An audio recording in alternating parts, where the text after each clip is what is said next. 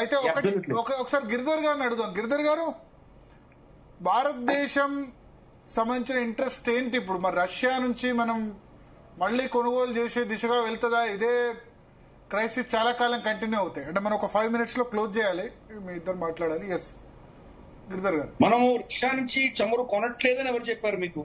తగ్గించాం కదా, కొంటూనే ఉన్నాం మనం, తగ్గించాం కదా, చాలా వరకు తగ్గించాం కదా. దానికి కారణం బేసిక్ ఏంటంటే వాళ్ళ ధరలు పెంచారు. రష్యా నుంచి వస్తున్న చమురు మన గతంలో వచ్చేటువంటి రేట్స్ కంటే ఎక్కువైనాయి. రెండు, వెనెజువేలా చీపెస్ట్ ఆయిల్, వెనెజువేలా ఆయిల్ మనకి ఇచ్చారు వాళ్ళు. So $40 per barrel.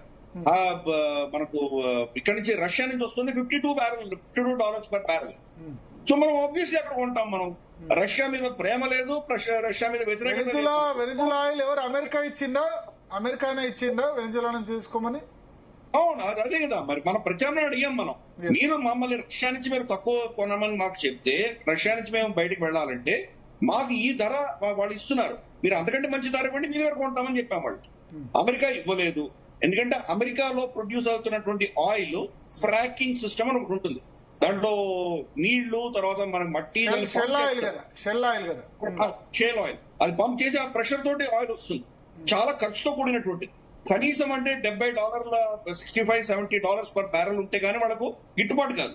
అందుకని వాళ్ళు వెనెజులా ఆయిల్ మనకి ఇచ్చారు. వాళ్ళు వెనెజులా ఇస్తుంది కాబట్టి మనం రష్యా నుంచి తగ్గించుకున్నాము. రేపటి రోజు మనకు సెకండ్ లార్జెస్ట్ పర్చేస్ ఇరాక్ నుంచి చేస్తూ ఉండేవాళ్ళం. ఇరాక్ ఇప్పుడు ఆగిపోయింది కాబట్టి మళ్ళీ రష్యా నుంచి కొంటాం మనం. అంతే ఏముంది మనకి. అమెరికా ఆపినా ఆపకపోయినా మనకు ఎక్కడ తక్కువ ధరలు వస్తాయో, ఎక్కడ మనకు ఆపర్చునిటీస్ ఉన్నాయో అక్కడ కొంటాం మనం. కాబట్టి అది ఆపే పరిస్థితి లేదు. మనకు వెనిజువేలా నుంచి తక్కువ ధరలో వచ్చింది కాబట్టి మనం రష్యా నుంచి బయటకు వెళ్ళాం. అంతేగాని మన భారతీయ అంబాసిడర్, రష్యాలో ఉన్నటువంటి అంబాసిడర్ వినయ్ కుమార్ గారు చాలా స్పష్టంగా చెప్పారు, మేము రష్యా నుంచి కొనుగోలు చేస్తాము, మాకు కావాల్సినంత కొనుగోలు చేస్తామని డిక్లేర్ కూడా చేశారు. కాబట్టి అది ఒక ఎత్తు. ఇప్పుడు అమెరికా కూడా మనల్ని ఆపలేదు, ఎందుకంటే ఇక్కడ 20% చమురు ఆగిపోయింది కాబట్టి మనం రష్యా దగ్గర నుంచి కొంటుంటే వాళ్ళు మీరు కొనొద్దు అని చెప్పే పరిస్థితి అమెరికా కూడా లేదు. మనకు ప్రత్యామ్నాయం ఇన్సూరెన్స్ నేను ఇస్తాను. మనకు ఒక విషయం అర్థం చేసుకోవాలి. ఇక్కడ ఏంటంటే కనుక ఇరాన్ ఓడిపోయిందా లేదా వీళ్ళు గెలిచారా అన్న చర్చ ఒకటైతే కనుక, ఇరాన్ చేయాల్సిందంతా ఏంటి, ఇక్కడ ఒక అస్థిర వాతావరణం క్రియేట్ చేయడం మాత్రమే వాళ్ళు చేయాలి, అంతకంటే ఇంకేం అక్కర్లేదు. ఈ రోజు సపోజ్ దుబాయ్ ఇంటర్నేషనల్ ఎయిర్పోర్ట్ నుంచి ఫ్లైట్స్ టేక్ ఆఫ్ అవుతున్నాయి, కొద్దిగా మెల్లి ఇప్పుడే మొదలయ్యాయి. ఒక ఎయిర్క్రాఫ్ట్ మీద వాడు ఒక డ్రోన్ అటాక్ చేశారంటే అయిపోతుంది, మొత్తం స్తంభించిపోతుంది. వీళ్ళు అమెరికన్ ఎస్కాట్స్ పెట్టొచ్చు, అమెరికన్ రెడార్స్ పెట్టొచ్చు, వీళ్ళు ఏమైనా పెట్టుకోవచ్చు. సేమ్ అక్కడ కూడా అంతే. మనకు స్ట్రేట్ ఆఫ్ హార్మోజ్ నుంచి కూడా ఒక్క ట్యాంకర్ మీద వాడు అటాక్ చేస్తే చాలు, మిగతా అందరూ ఆగిపోతారు. కాబట్టి అమెరికానే గెలిచి ఉండొచ్చు, వీళ్ళని ఇరాన్ ని బాగా ధ్వంసం చేసి ఉండొచ్చు కాక, 1 డ్రోన్ అటాక్ ఇనఫ్. కాబట్టి అక్కడ ఉన్నటువంటి పరిస్థితి ఏంటంటే భయం. ఈ రోజు దుబాయ్ అంటే చాలా సేఫ్ అన్నటువంటి ఒక నరేటివ్ ఏదైతే ఉందో దాన్ని దెబ్బ కొడుతున్నారు. లక్ష్మీ మిత్తల్ లండన్ నుంచి ఆయన దుబాయ్ షిఫ్ట్ అయ్యాడు. ఇలా ఎంతో మంది బిలియనర్స్, అమెరికాలో ఉన్న బిలియనర్స్ దుబాయ్ షిఫ్ట్ అవుతున్నారు. ఈ రోజు దుబాయ్ సురక్షితం కాదు అంటే దుబాయ్ స్టోరీ అయిపోయింది. అది ఇరాన్ దెబ్బ కొడుతుంది. మీరు అమెరికాతో ఉన్నందుకు మీకు ఇది శాంతి చేస్తున్నాను. వాళ్ళ మోస్ట్ ఐకానిక్ బిల్డింగ్ ఏదైతే మనకు బుర్జ్ అల్ ఖలీఫా ఉందో దాని దగ్గర పేల్చారు వాళ్ళు. అంటే ఇంకెవరు సురక్షితం అక్కడ? సో అది సైకలాజికల్ వార్ఫేర్ ఇరాన్ ఆడుతోంది. కాబట్టి యుద్ధంలో వాళ్ళు పడిపోయినా సైకలాజికల్ వార్ఫేర్ లో ఆ భయం అన్నది అక్కడ వచ్చినప్పుడు ఇంకెవరు అక్కడ ఇన్వెస్ట్మెంట్స్ పెట్టరు, అక్కడ ఎవరు రారు. అది ఈ యుద్ధం అన్నది ఆ దిశగా వెళ్తోంది. అది అర్థం చేసుకోవాలి మనం. కాబట్టి దీంట్లో విన్నర్స్ ఎవరు ఉంటారు? అందరూ లూజర్సే, అందరూ పోతారు. భారతదేశం కూడా మనం నష్టపోతాం. ఎందుకంటే మనకు ఇందాక చెప్పాను కదా, ఇరాక్ సెకండ్ లార్జెస్ట్ సప్లయర్. మనకు ఇరాక్ నుంచి మనకు కట్ అయిపోయిందంటే ప్రత్యామ్నాయం చూసుకోవాలి.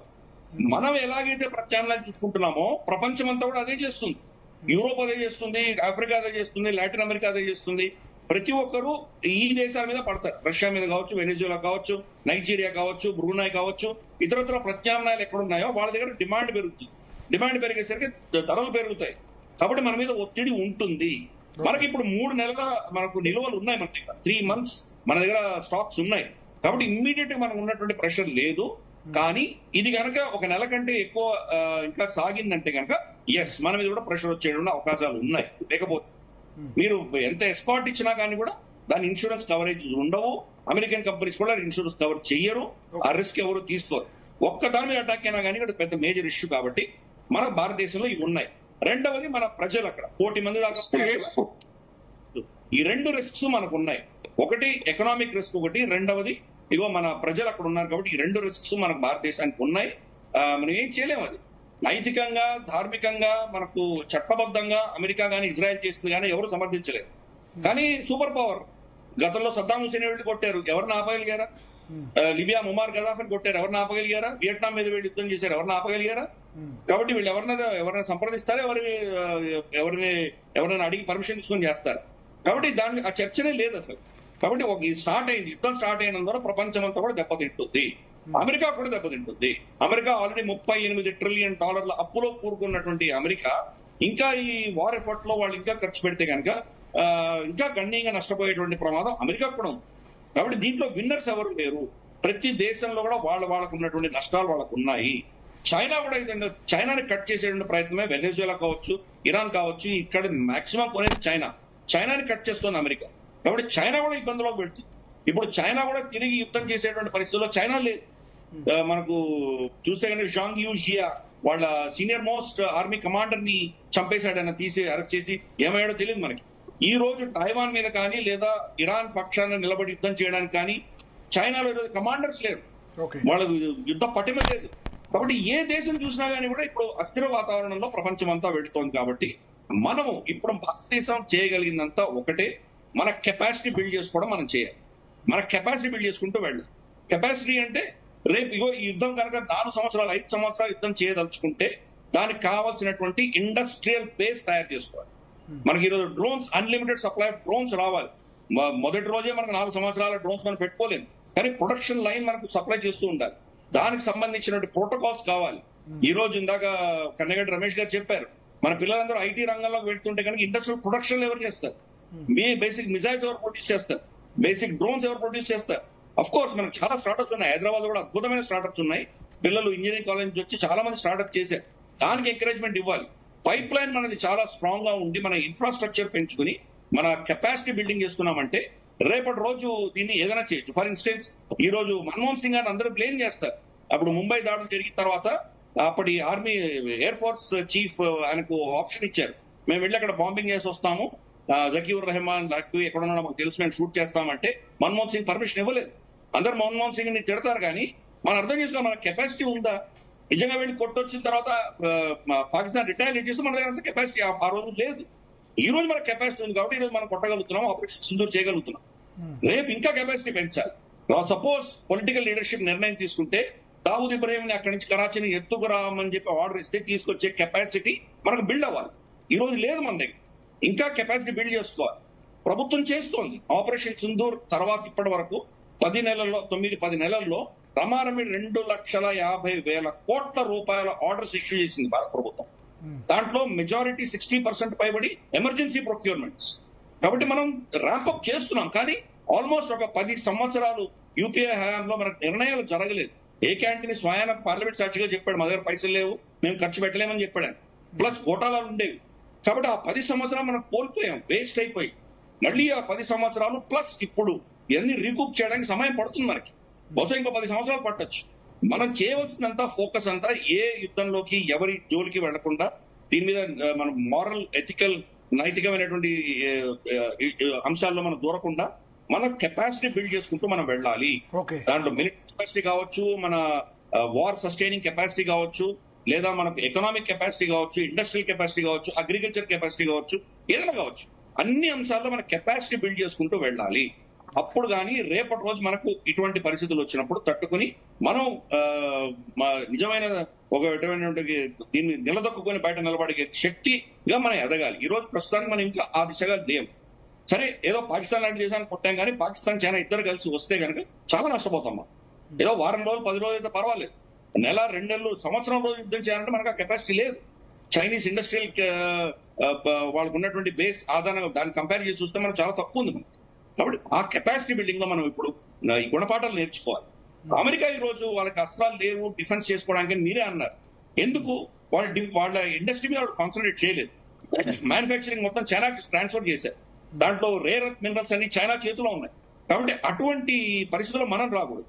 కాబట్టి ఈ గుణపాఠాలు నేర్చుకోవాలి. యుక్రెయిన్ యుద్ధంలో మనం గుణపాఠాలు నేర్చుకుంటున్నాం. డ్రోన్స్ కెపాసిటీ మనం పెంచుకున్నాం. అంతకంటే ముందు మన దగ్గర డ్రోన్స్ లేవు. ఇప్పుడు ఇజ్రాయెల్ అమెరికా తర్వాత ఇరాన్ యుద్ధంలో కూడా చాలా గుణపాఠాలు నేర్చుకుంటున్నాం. కెపాసిటీ బిల్డింగ్ చేయాలి, ఇంటెలిజెన్స్ మీద చాలా ఫోకస్ పెట్టాలి, ఇంటెలిజెన్స్ లో కూడా చాలా హై అండ్ ఇంటెలిజెన్స్ పెట్టాలి. అందుకనే మోదీ గారు ఇజ్రాయెల్కి ఎందుకు వెళ్ళి వచ్చారు? పెగాసిస్ గురించి మనకు తెలుసు, పార్లమెంట్ లో చేశారు, గొడవలు అయినాయి. పెగాసిస్ లాంటి తలదన్నేటువంటి టెక్నాలజీస్ ఇజ్రాయెల్ దగ్గర చాలా ఉన్నాయి. అన్ని మనకు ఒప్పందాలు ఏం జరిగినా అని బయట చెప్పరు. కాబట్టి మనకు కూడా ఇంటెలిజెన్స్, మన కెపాసిటీ పెంచే దిశగానే మోదీ గారు ఆ విజిట్ వెళ్ళి వచ్చారు. అది అర్థం చేసుకోవాలి. మనం దీంట్లో మారల్ ఎథిక్స్ లో దూరదలుచుకోలేదు.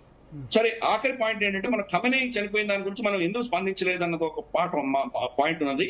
అదేంటంటే మన ప్రజలు, మన భారతీయులు ఉన్నటువంటి ప్రాంతాల మీద వీళ్ళు బాంబులు చేస్తుంటే, ఇరాన్ విచ్చలవిడిగా బాంబులు చేస్తుంటే వాళ్ళని మనం సమర్థించవలసిన అవసరం మనకు లేదు. ఈరోజు మన ప్రజలను కాపాడుకునే దిశగానే మనం ఏం చేయాలో చేస్తున్నాం.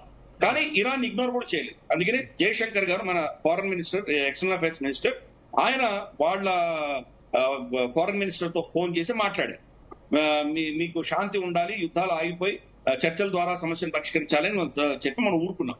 మారల్ లెక్చర్స్ దేదలుచుకోలేదు. ప్లస్ పైపెచ్చు మన ప్రజల యొక్క బాగు చూసుకుని మనం దీంట్లో దాని మీద మాత్రమే మనం ఫోకస్ చేస్తున్నాం. దీంట్లో మారల్ ఇష్యూస్ కానీ ఇతరత్ర ఏ అంశంలోనా ఎవరు కరెక్ట్ ఎవరు తప్పు ఈ యొక్క గొడవలో మనం దూరట్లేదు. మనం దూరినా మనం ఎవరు పట్టించుకోవాలి. Okay, let them speak. Let them speak. No problem. Conclude చేశారు. I'm listening. No problem. చెప్పండి. నేను చెప్పేది Let them speak. Let them speak. No issue. మనకున్నటువంటి కెపాసిటీ అర్థం చేసుకొని మనం ఎంతవరకు మనం దీంట్లో వెళ్ళాలి, ఎంతవరకు మనం రెడ్ లైన్ డ్రా చేసుకోవాలి మనకు స్పష్టంగా తెలియాలి. అందుకని భారత ప్రభుత్వం అనవసరంగా జోక్యం చేసుకోవట్లేదు. ఆఫ్టర్ ఆల్ 56 ముస్లిం దేశాల్లో 46 ముస్లిం దేశాలు ఖమేనీ చనిపోయినందుకు వాళ్ళు కూడా కామెంట్ చేయాలి. మనం ఎందుకు కామెంట్ చేయాలి? మన దాంట్లో ఎందుకు దూరాలి? సో అది కూడా అర్థం చేసుకోవాలి. సో ఇటువంటివి చాలా ఉన్నాయి. మనం మన కెపాసిటీ బిల్డింగ్, మన ఇంట్రెస్ట్ తప్ప మనం ఇంకేం వేస్ట్ చేయడానికి అవసరం లేదు అన్నది నా అభిప్రాయం. పుల్లారావు గారు ఏం చెప్తారో పెద్ద ఆయన. పుల్లారావు గారు, నెక్స్ట్ షో చెప్తా. టైం అయిపోయింది కదా. మన interest I talk enough. Ramesh